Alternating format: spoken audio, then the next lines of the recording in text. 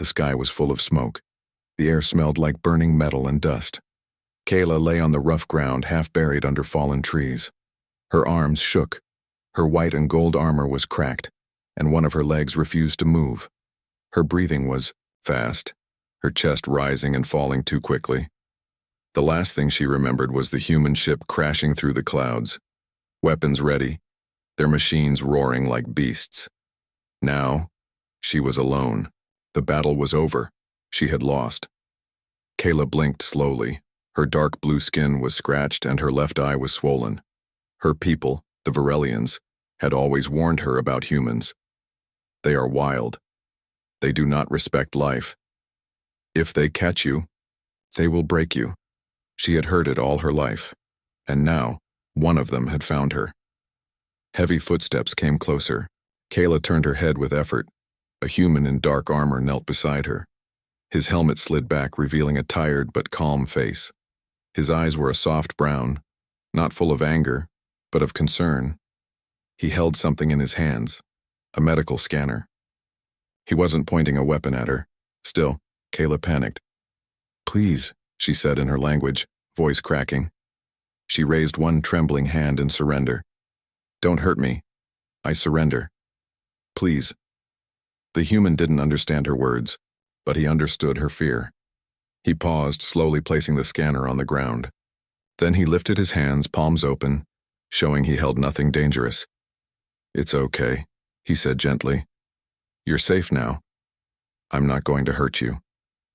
Kayla didn't know his language, but his tone was soft, not sharp. She looked into his eyes and saw no cruelty. Still, her body refused to relax. The human pressed something on his chest. "Command, this is Medic Tom. I've got a Varelian survivor, injured but alive. Sending location now." "She's scared." "Repeat. She's scared, not hostile." Kayla closed her eyes. She didn't know what would happen next. Maybe they would put her in a cage. Maybe they would take her apart to learn her secrets. That's what she was taught. But that's not what happened. When Kayla woke again, she was inside a human camp. It wasn't a prison. It looked like a temporary medical shelter. The walls were soft fabric, and soft lights hummed above her. Her wounds were covered, and her leg was in a brace. A faint smell of herbs and medicine hung in the air. She sat up quickly, heart racing, but her body hurt too much. A soft voice stopped her. "You'll hurt yourself more if you move like that." It was him, the human from before. He stood near the corner of the room, holding a small tray. There was food on it, and a cup of water. Kayla froze. She didn't speak. Her people had told her humans enjoyed making their enemies beg. The man placed the tray beside her bed. He didn't force her to eat. He just nodded and stepped back. "My name is Tom," he said slowly, tapping his chest. "Tom." She didn't answer. Tom pointed to the cup. "Water." Kayla didn't move. Tom waited, then turned and walked out, leaving her alone. Hours passed. Her stomach hurt. The food smelled strange, but not bad. Carefully, she reached for the water and sipped. It was cool and clean. Over the next few days, Tom returned again and again. Sometimes he brought food, sometimes just checked her wounds. He spoke slowly, clearly, trying to teach her words. Food. Rest. Safe. Kayla didn't speak at first, but she began to listen. One evening, Tom brought her a soft blanket. It wasn't part of his uniform. Someone had stitched it by hand. The colors were warm and the fabric smelled like clean clothes and old wood. He placed it beside her gently. Kayla stared at him. "Why?" she whispered in her language. Tom didn't understand the word, but he saw the question in her eyes. "You looked cold," he said simply. She didn't know how to answer. No one had ever done something for her without asking for something in return. Outside, she could hear other soldiers walking. She even saw one or two alien prisoners like her, each kept in a separate area. But she never heard screaming. She never saw blood. In her world, that meant something. Once when she dropped her spoon, Tom picked it up and cleaned it for her. He didn't shout. He didn't punish her. Another time she accidentally spilled her water. She braced for a slap. Instead, he just smiled, shook his head, and brought her another cup. One morning she spoke a word. Her first human word. Thank. Tom looked up from the bandage he was wrapping. "You're welcome," he said, smiling. Kayla's lips trembled. She looked away quickly. She didn't want him to see that her eyes were wet. The fear was still there deep inside, but it was weaker now. Something else was taking its place, something she hadn't felt since the war began. Hope. She began to sleep better. Her dreams no longer showed her in chains. Instead, she saw a field of green grass under a blue sky. Something she had once seen in a photo of Earth. She began to speak more, slowly, carefully, but she tried. "Food is good. I feel better. You are not cruel." Tom always smiled when she spoke. "You're doing great," he said one day. "You're stronger than you know." Kayla didn't know what to say to that, so she just looked at him, and for the first time didn't feel scared. She still remembered what her people said about humans. But now, she wasn't sure they were right. The days passed slowly inside the human camp. Kayla's body healed more each day, but her mind was still unsure. Every morning she opened her eyes expecting chains or shouts. Instead she found soft lights, clean blankets, and warm food placed near her bed. Tom came to visit her every day just as the sun peeked through the tent fabric. He was always calm and polite. He didn't treat her like an enemy. He didn't treat her like a threat.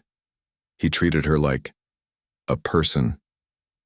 Kayla couldn't understand it. Back home she had trained for war since she was young. Her teachers always warned her, "If the humans catch you, they will crush your spirit. They will never show kindness." But Tom was not cruel. He was patient. He taught her small words, gave her books with pictures, and sometimes, when she didn't feel strong, he just sat near her in silence. One morning, Tom brought a small plant in a pot. Kayla looked at it with confusion. "This is basil," Tom said, pointing to the green leaves. "It's a plant from Earth. We use it to cook, but I thought you'd like the smell." He placed it on a small stand beside her bed. Kayla leaned closer. The scent was light and fresh. She touched the leaves gently. "Bas-il," she said. Slowly. Tom grinned. "Exactly. You're learning fast." She smiled too, but only a little. She was still afraid of trusting too much. What if all this was just a trick? But every day, Tom proved her doubts wrong. That evening, Kayla walked for the first time without help. Her legs still hurt, but she moved around the tent carefully. Tom brought her a walking stick. "Freedom," he said, pointing at her feet. She laughed softly. It felt strange, like wind after heavy rain. "Freedom," she repeated. The camp was quiet that night. She looked outside the tent flap. Human soldiers sat by a fire talking and laughing. No one looked at her with hate. A few nodded when they saw her. One of them even raised a hand in greeting. Kayla stepped back quickly, unsure. Tom noticed. "You don't have to fear them," he said gently. "They're just like me." Kayla asked, "Why? You help me?" Tom thought for a moment, then answered, "Because you're not my enemy. Not really. You're just someone who got hurt." Her heart ached at his words. No one from her world would ever say such a thing about a human. Later that night, Kayla couldn't sleep. She sat up and watched the basil plant swaying gently from the soft breeze through the tent. She thought about her people, how they had taught her to never show weakness, to never ask questions about the war, to always obey. But she was beginning to question everything. Were the humans truly monsters? Tom had never shouted at her. He never pushed her or forced her to talk. He brought her books with drawings of animals, maps of Earth, and even a tiny music player that played soft piano tunes. One day, he showed her a picture of his sister. She's an artist, he said. She paints the sky. Kyla stared at the painting on the tablet screen. It showed a sunset with orange and pink clouds. She had never seen such colors. Her world was dark, filled with gray skies and cold moons. Your home, she whispered, looks peaceful. Tom nodded. It can be. I hope yours can be too. Kayla began walking outside a little every day. She didn't go far, just a few steps from her tent. Some humans smiled at her. Some looked surprised. None attacked her. One afternoon, she saw something that changed her even more. A large beast, wounded in the leg, was brought into the camp. It was not human or Varelian. It was another alien creature, huge, with 6 legs and dark eyes. It roared in pain, scaring some of the soldiers. But Tom walked up to it calmly and began treating the wound. Kayla stood frozen. Why? You help it? Tom looked at her. Because pain is pain. Doesn't matter where it comes from. She didn't know what to say. Her heart told her this was the truth. Pain was pain. Kindness was kindness. And hate. Maybe hate was something that could be unlearned. Later, Tom brought her a new book. This one had stories from Earth, simple stories with lessons. One of them was about a young boy who helped a lost animal in the snow. When Kayla finished reading, she whispered, I think I was lost too. Tom looked at her and nodded. But you're finding your way. She met his eyes, and for the first time, she truly believed he meant every word. One evening, while she was sitting under a tree near the edge of the camp, a small human girl ran up to her. Kayla froze. The girl looked at her curiously, then handed her a wildflower. You're pretty, the child said, smiling. Kyla looked at the flower, then at the girl. Not a monster. Just a child. Just like ours, Kayla thought. She took the flower slowly, her fingers shaking. Thank you, she whispered. The girl giggled and ran back to her family. Tom, standing nearby, smiled. Told you, not everyone sees you as an enemy. That night, Kayla sat alone and looked at the stars. She whispered to herself, everything they told me. Maybe it was wrong. She remembered her first day in the camp, begging for mercy, ready for pain. But now she had a flower in her hand, a blanket on her shoulders, a plant by her bed, and peace in her heart. Maybe, just maybe, humans weren't the monsters her people feared. Maybe they were something else entirely. Kayla's steps were slow but steady as she walked with the support of a simple cane. The air was cool and the sun above was gentle, unlike the harsh heat of her homeworld's twin suns. She wore a light coat now, gifted by one of the human nurses. It had deep pockets, and she kept a folded piece of paper inside, a drawing made by the small girl who once gave her the wildflower. The paper had a child's sketch of a blue-skinned alien and a brown-haired man holding hands under the stars. It was childish, yes, but it meant something. To Kayla, it was the first time she had been seen as a person, not a threat, not a soldier, not an enemy, just a person. That morning, Tom found her sitting near a small pond just outside the main camp. The reflection of the sky danced on the surface of the water. Mind if I sit? He asked. Kayla shook her head. No. You can sit. Tom sat beside her and pulled out a tablet. He tapped it a few times and turned the screen toward her. It showed an image of Earth, oceans, forests, mountains, and cities glowing with lights. This is my home, he said. Have you ever seen it before? Kayla stared at the image. No. Only pictures in training. What kind of pictures? She frowned. Burned buildings, broken streets, soldiers, explosions. Tom nodded slowly. That's what they wanted you to see. Kayla looked away. We were taught humans always destroy, they bring war, they take. Tom didn't get angry, he didn't even look surprised. Some of us did, he said quietly. A long time ago, humans did many bad things.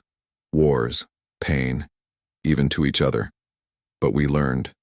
Not all, but many of us learned. We don't want to destroy anymore. Kayla turned back to the screen. The earth looked beautiful, full of color, full of life. I was told, you take prisoners to study them.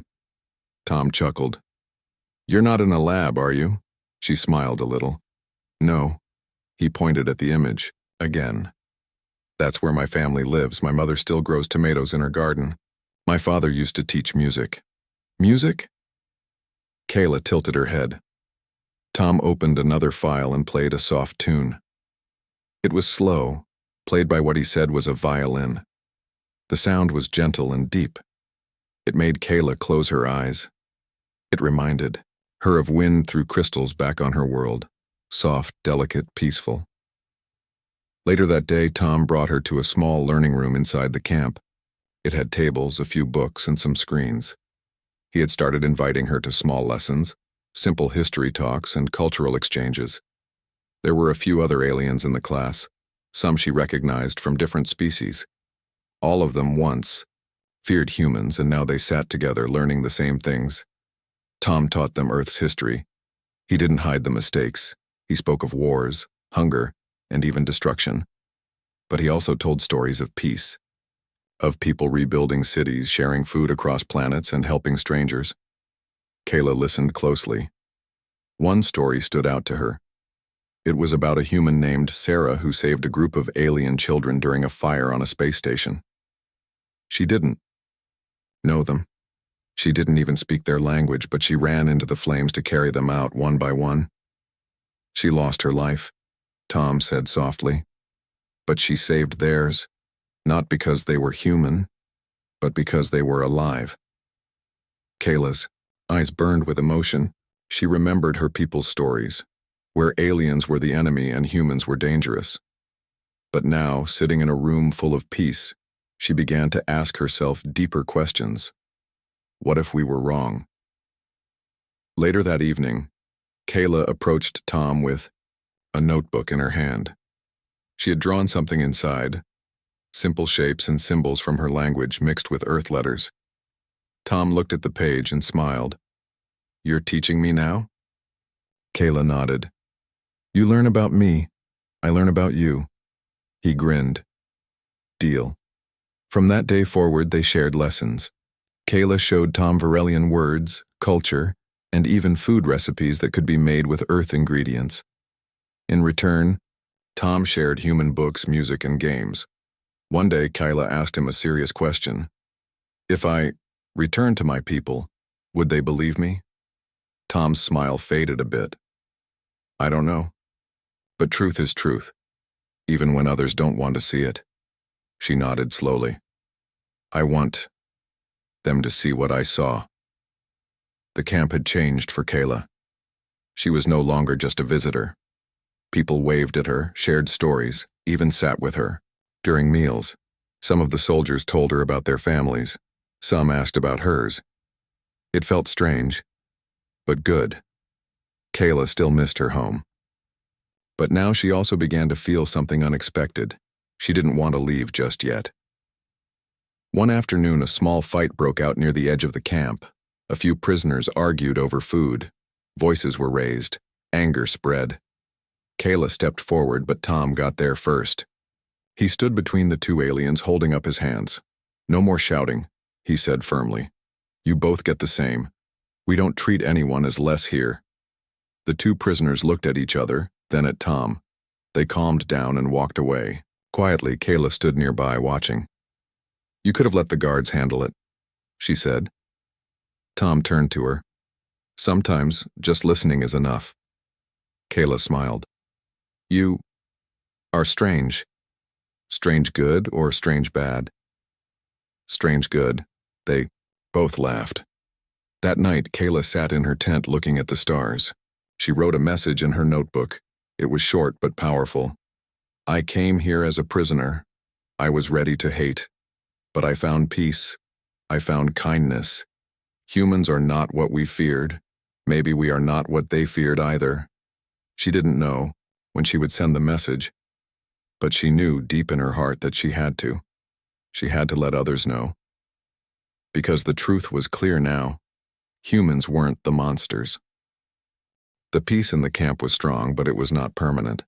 Kayla had been living among the humans for many weeks now. Her leg had fully healed. She could walk without a cane, move freely through the camp, and even help in the kitchen tent or carry books to the small learning room. Many of the humans trusted her now. Some called her Kayla the Brave. Some called her Blue Friend. Tom still visited her every day. He had become more than just her medic. He was her teacher, her guide, and in a quiet, respectful way, her closest friend. Kayla's days were full of new things, learning, laughing, walking under the stars. But everything changed one early morning. The alarm rang just after sunrise. Loud beeps echoed across the camp. Soldiers ran to their stations. Drones flew overhead. Kayla rushed outside, heart pounding. "What is it?" she asked one of the guards. "Unidentified aircraft," the guard replied. "Could be hostile. Everyone, stay inside." But Kayla didn't go back to her tent. She looked up and she recognized the ship. It was Varelian. Her people had found her. Before she could think, the ship landed just outside the camp. Smoke rose as the hatch opened. 5 armed Varelian soldiers stepped out, weapons in hand, wearing white armor and silver helmets. Their leader, a tall warrior named Commander Rayan, stepped forward. His eyes locked on Kayla. She stood frozen. "Kayla," he said in their language. "You're alive." She nodded. "Yes. We've come to rescue you." Kayla looked around. The camp was on high alert. Human soldiers stood nearby but hadn't fired. Tom came running toward her. "Kayla," he said carefully, "is that your people?" She gave a small nod. Rain looked at Tom and narrowed his eyes. "You've been held by humans. What did they do to you?" Kayla hesitated. "They helped me." Rain's face tightened. "That's not possible. We received reports you were taken. They must have used mind tricks." "No," Kayla said firmly. "They gave me food, medicine, respect." Rain turned to the others. "We're leaving. Now." A soldier stepped forward and handed Kayla a helmet. "Come, we'll get you out." But Kayla didn't move. Tom stepped beside her. "You don't have to go if you don't want to," he whispered. Kayla looked at both sides. Her heart was torn. She missed her people, her home, her skies. But this camp, this place, where no one shouted at her, where she was free to think, to speak, to laugh, it had become something new. She had never felt this kind of peace before. Still, she stepped toward the ship slowly. Rain watched her with pride.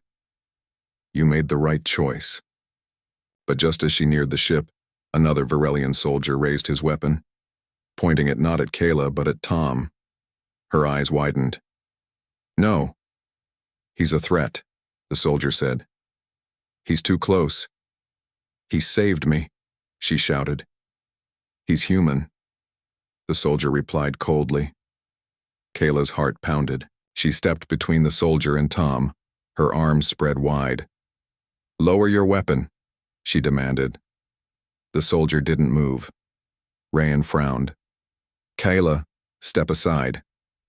"No," she said. "If you harm him, I'm not going with you." Everyone froze. "Human," soldiers raised their weapons in return, but Tom held up his hand. "No one shoot," he said calmly. Kayla turned to the Varelians.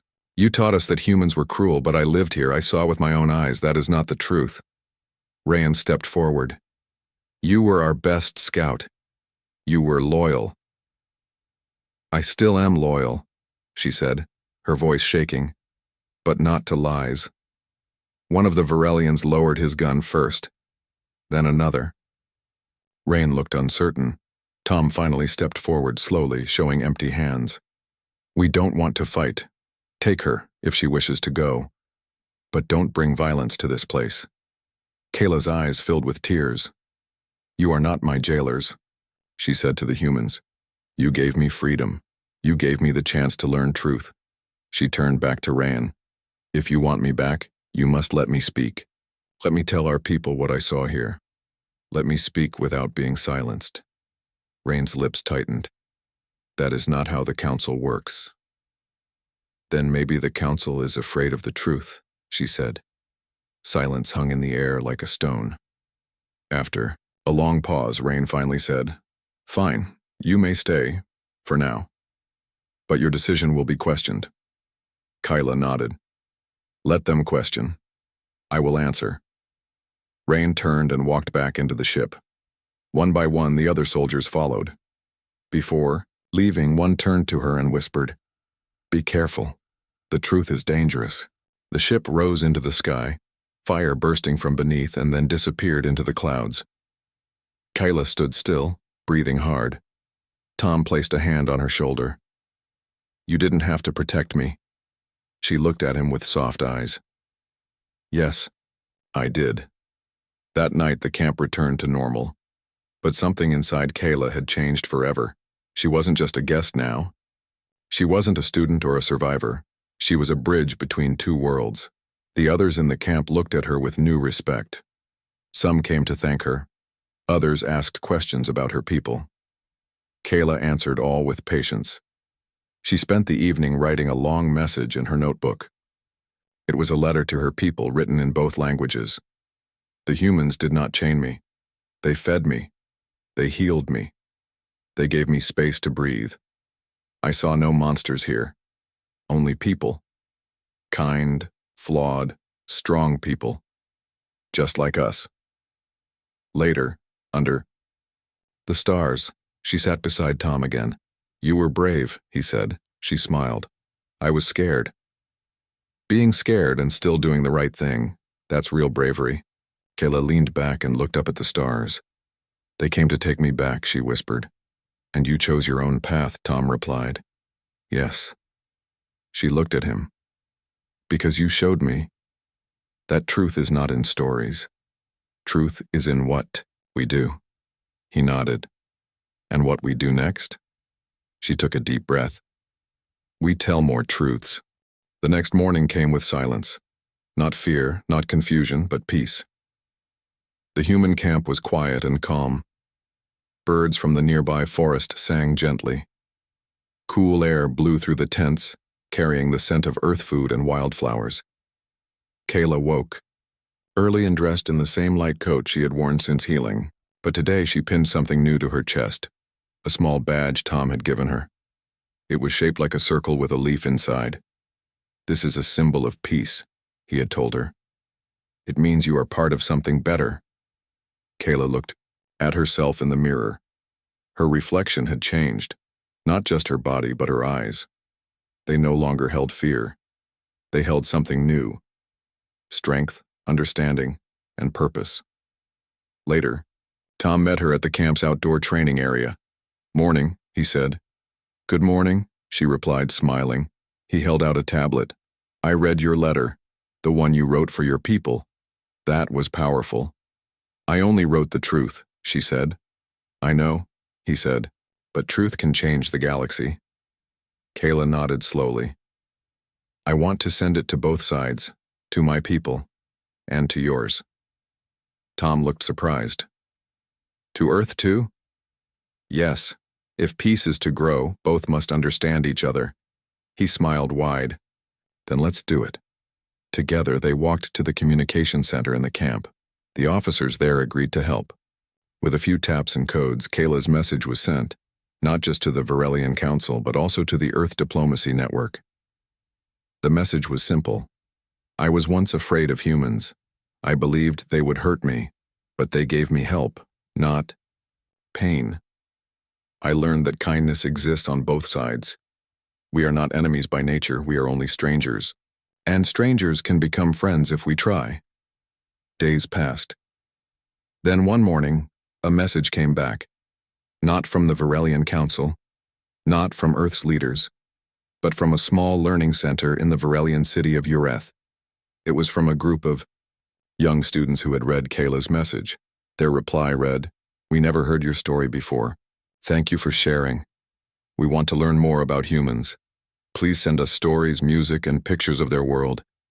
We want to understand." Kayla's hands shook as she read it. Her eyes filled with quiet tears. Tom came and stood beside her. That's the start. From that moment on, Kayla and Tom began working together every day. They created short learning videos about human culture, Varelian history, Earth animals, alien traditions, and shared values.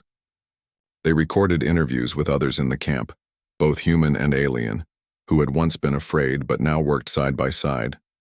Some of the videos were funny, some were emotional. All were real. Kayla narrated many of them herself. Her calm voice reached young ears across two worlds, and slowly, the walls between them started to crack. One day, while recording a message about food customs, a child from Earth sent a question. Do Varelians have birthday parties like us? Kyla laughed as she read it. She turned on the camera and replied, We don't celebrate the same way, but maybe we should learn from you. Cake sounds wonderful. Tom added, especially chocolate. It made them both laugh. Soon visitors came to the camp, not just officials, but teachers, scientists, artists, and storytellers. Some were human, some alien, but they all came with open minds. The camp became more than a military base. It became a center of connection. One young human girl brought a box of handmade bracelets. I want to give one to the blue lady, she said shyly. Kayla knelt down and smiled. Thank you. I'll wear it with honor.